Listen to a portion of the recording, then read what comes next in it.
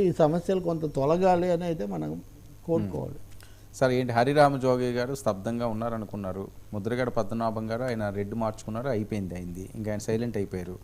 ఇప్పుడు మళ్ళీ ఈయన మొదలు పెట్టారు. హరిరామ జోగి గారు ఇంక ఉండరు అనుకున్నారు వాళ్ళ అబ్బాయి వైఎస్ఆర్సీపీలోకి వెళ్ళిపోయిన తర్వాత. సో ఇన్ని రోజుల తర్వాత సుదీర్ఘమైన లేఖ, అదేదో చూసాయిగా కాదు, 2 పేజీలు చాలా అంశాలు, అందులో కొన్ని హైలైట్స్ కూడా మీకు పెట్టాను.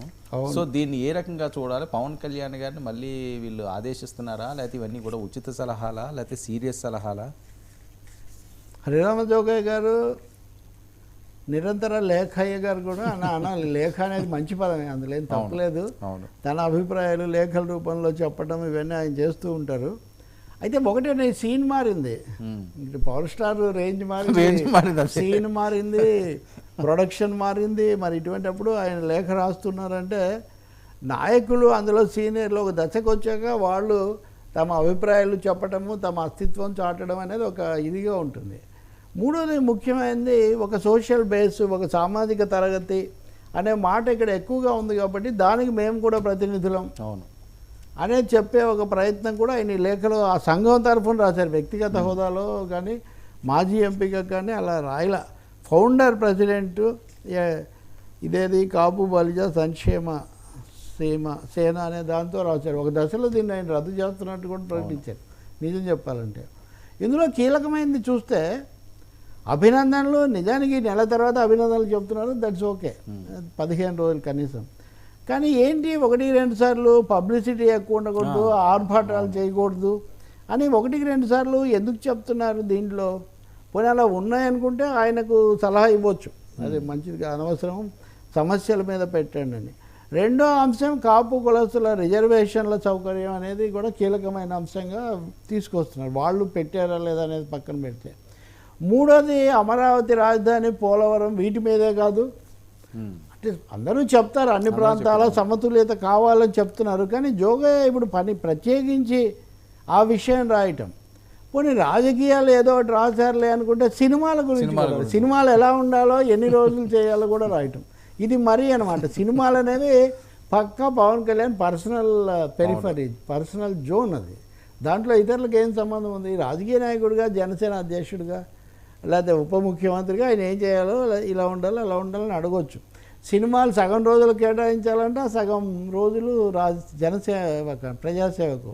ఇది మరీ హాస్యాస్పదంగా ఉంది. అదే కాకుండా మళ్ళీ అందులో ఇంకోటి పెట్టారు ఆయన మిలిక, సందేశాత్మక చిత్రాలే చేయాలి. అదే నేను చెప్తుంది, సందేశాత్మక చిత్రాలే మీరు చేయండి అని. ఎన్ని రోజులు చేయాలి, ఏ సినిమాలు చేయాలి, హీరోయిన్గా ఎవరు ఉండాలి, మ్యూజిక్ కంపోజిషన్ దేవిశ్రీ ప్రసాద్ చేయాలా, ఇంకొకరు, ఇవన్నీ బయట నుంచి హరిరామ జోగయ్య అయినా నేనైనా మీరైనా ఎలా చెప్తారండి?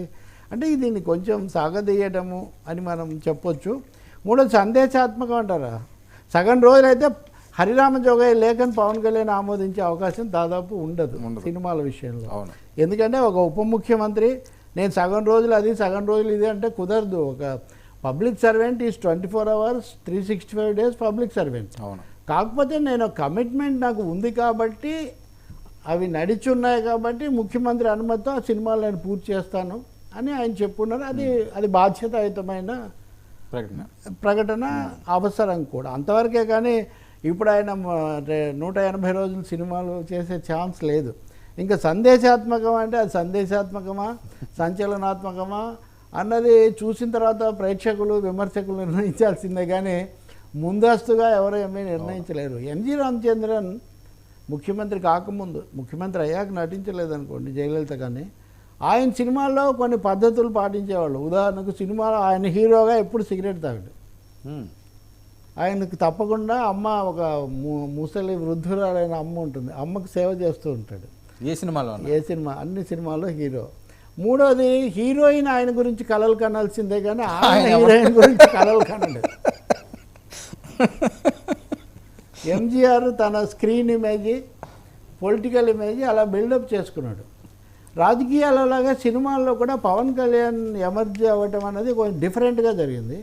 ఈ కాలం హీరో ఆజానుబాహుడు అవనక్కర్లేదండో, చెరిగిన క్రాఫ్, ఇవన్నీ ఉన్నాయి కదా.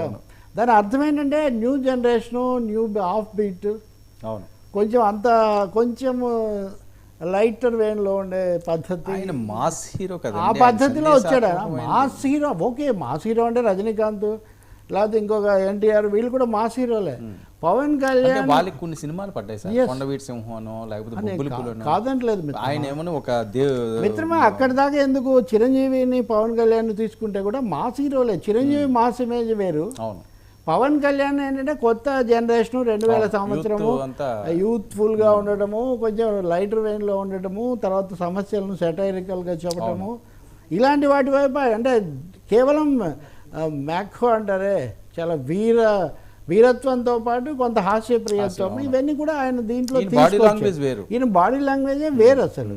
ఆ లాంగ్వేజ్, ఈ హరిరామ జోగయ్య గారి లాంగ్వేజ్ కుదరదు అసలు.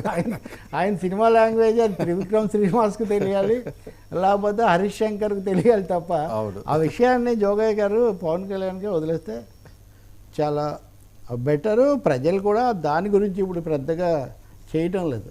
ఇప్పుడు ఆయన సినిమాలో విలన్ ఎవరనే దానికంటే అక్కడ కాకినాడలో ద్వారంపూడి సంగతి ఎట్లా తేల్చాలి, దాంట్లో ఉన్నారు ఇప్పుడు పవన్ కళ్యాణ్. ఇప్పుడు ద్వారంపూడి సార్ మీకు కొన్ని ఇందులో టాప్స్